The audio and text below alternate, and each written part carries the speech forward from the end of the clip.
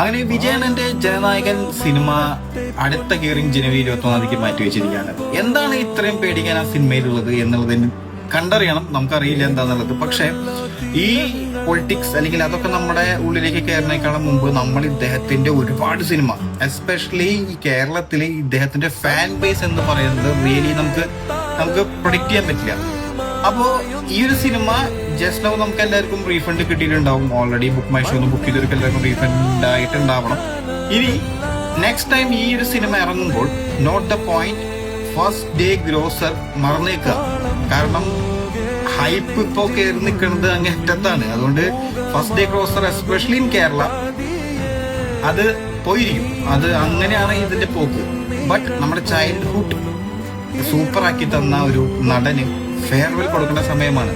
And അത് നമ്മുടെ സൈഡിൽ നിന്ന് ചെയ്യേണ്ട ഒരു കാര്യമാണ്.